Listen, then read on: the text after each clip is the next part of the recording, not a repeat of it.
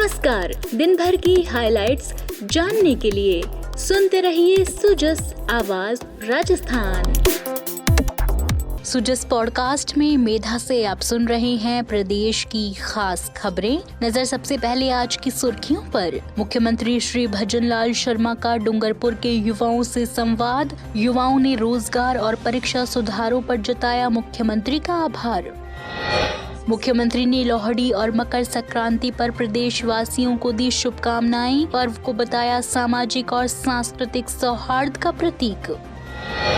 सामाजिक सुरक्षा पेंशन के लिए वार्षिक सत्यापन अनिवार्य। राजस्थान सोशल पेंशन ऐप से घर बैठे करे फेस रिकग्निशन, निशुल्क सुविधा। और अब सुनिए समाचार विस्तार से।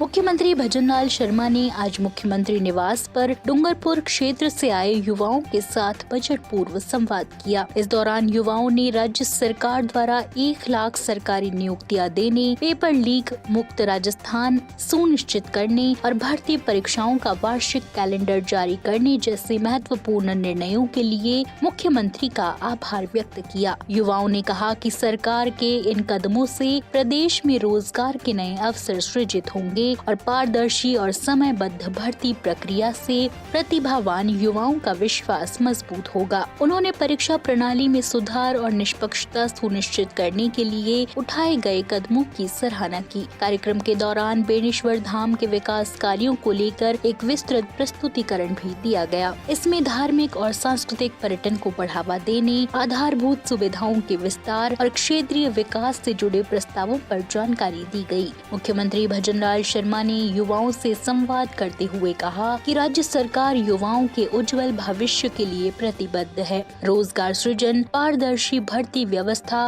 और क्षेत्रीय संतुलित विकास सरकार की प्राथमिकताओं में शामिल है। उन्होंने युवाओं के सुझावों को बजट निर्माण में महत्वपूर्ण बताते हुए उनके सकारात्मक योगदान की सराहना की।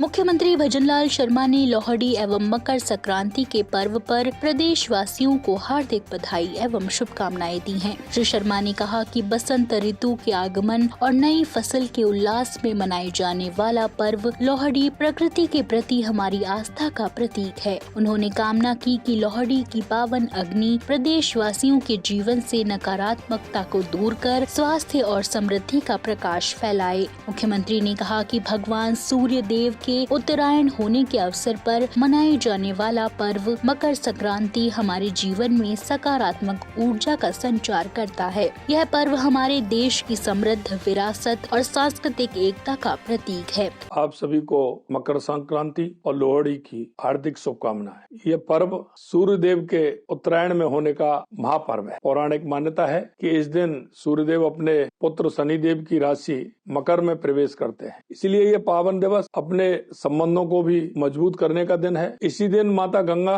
राजा भागीरथी के पीछे पीछे कपिल मुनि के आश्रम से होती हुई सागर में मिली और राजा सगर के 60,000 पुत्रों को मोक्ष प्रदान किया। यह पर्व हमारे अन्नदाता किसानों का भी त्योहार है। इस समय किसान अपनी मेहनत की फसल देखकर ईश्वर का धन्यवाद करते हैं और आने वाली समृद्धि की कामना करते हैं। शास्त्रों में कहा गया है कि मकर संक्रांति पर किया गया दान 100 गुना फल देता है। गरीबों को भोजन कराएं, गौ माता की सेवा करें, पक्षियों को दाना पानी दें। यही सच्चा धर्म है, यही सच्ची सेवा है। पतंगबाजी इस पर्व की शान है, लेकिन मेरी आपसे विनती है कि चाइनीज माजा का प्रयोग बिल्कुल ना करें। ये जानलेवा है। माजा हर साल अनेक पक्षियों की जान लेता है, बाइक सवारों को घायल करता है और मासूम बच्चों को नुकसान पहुंचाता है। कृपया पारंपरिक टूटी माजे का ही प्रयोग करें। आइए इस पर्व को दान, पुण्य और सेवा और सुरक्षा के साथ मनाएं। मुख्यमंत्री भजनलाल शर्मा ने कहा कि राज्य की जन कल्याणकारी नीतियों की सफलता कर्मचारियों की निष्ठा और समर्पण पर निर्भर है। बजट पूर्व संवाद में विभिन्न कर्मचारी संगठनों से बातचीत करते हुए मुख्यमंत्री ने आश्वस्त किया कि सरकार कार्मिकों के कल्याण,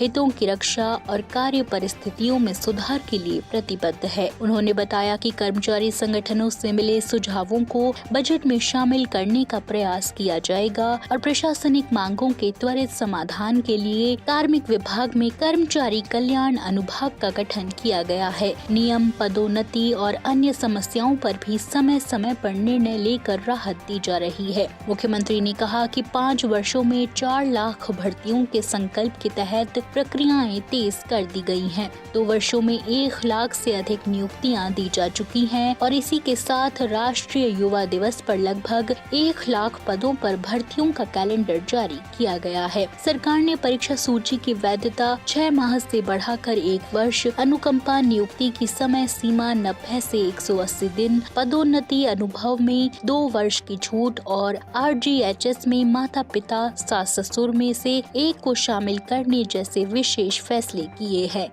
संवाद में शामिल कर्मचारी संगठनों ने मुख्यमंत्री के निर्णयों की सराहना करते हुए विकसित राजस्थान के लक्ष्य के लिए प्रतिबद्धता जताई।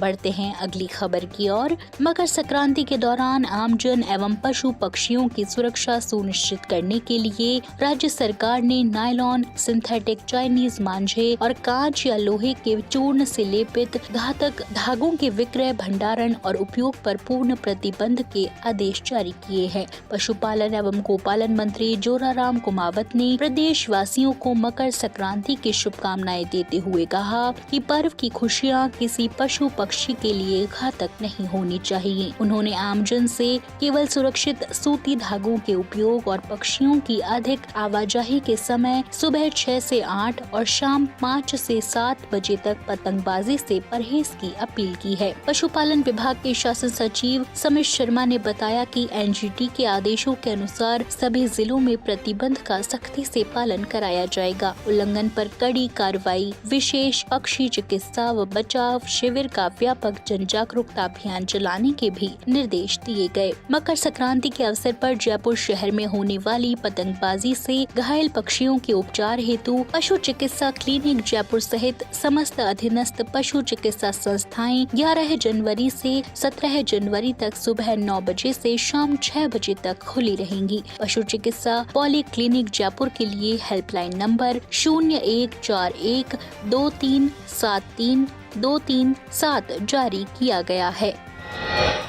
गुलाबी नगर जयपुर में पहली बार सेना दिवस आर्मी डे परेड का आयोजन 15 जनवरी को जगतपुरा स्थित महल रोड पर किया जाएगा। परेड की फुल ड्रेस रिहर्सल आज की गई।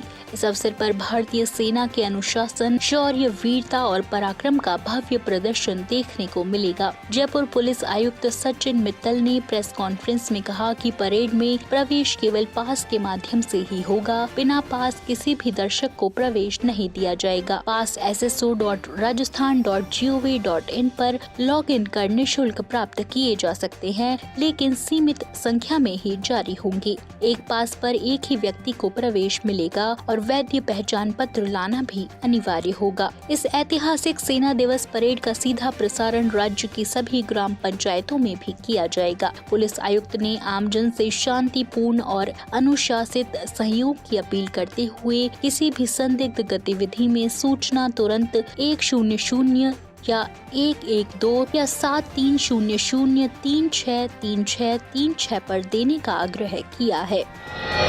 सामाजिक न्याय एवं अधिकारिता मंत्री अविनाश गहलोत ने सामाजिक सुरक्षा पेंशन योजना के सभी लाभार्थियों से अपील की है कि वे शीघ्र अपना वार्षिक सत्यापन अवश्य करवाएं। उन्होंने स्पष्ट किया कि किसी भी पात्र लाभार्थी की पेंशन बंद नहीं की गई है। यदि सत्यापन के अभाव में पेंशन रोकी गई है तो वार्षिक सत्यापन पूर्ण होते ही उसे पुनः आरंभ कर दिया जाएगा। श्री गहलोत ने कहा कि मुख्यमंत्री श्री भजनलाल शर्मा के सुशासन में विभाग की मंशा अधिक से अधिक पात्र पेंशनर्स को नियमित रूप से सामाजिक सुरक्षा पेंशन उपलब्ध कराने की है। विभाग ऐसे सभी प्रक्रियाएं अपनाता है जिससे लाभार्थियों को बिना किसी परेशानी के सुगमता से पेंशन मिलती रहे। उन्होंने बताया कि सामाजिक सुरक्षा पेंशन योजना के अंतर्गत सभी लाभार्थियों को प्रति वर्ष भौतिक सत्यापन कराना अनिवार्य है। यह प्रक्रिया प्रत्येक वर्ष 1 नवंबर से 31 दिसंबर तक संचालित की जाती है। निर्धारित अवधि में सत्यापन नहीं कराने पर पेंशन भुगतान अस्थायी रूप से रोका जा सकता है, लेकिन सत्यापन के बाद रोकी गई पेंशन स्वतः पुनः चालू कर दी जाती है।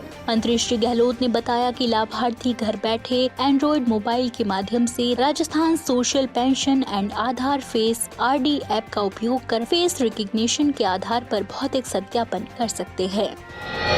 तो आज के सुजस पॉडकास्ट में इतना ही। मेधा को दीजिए इजाजत, कल फिर होगी आपसे मुलाकात। तब तक बने रहिए सुजस आवाज राजस्थान के साथ। नमस्कार।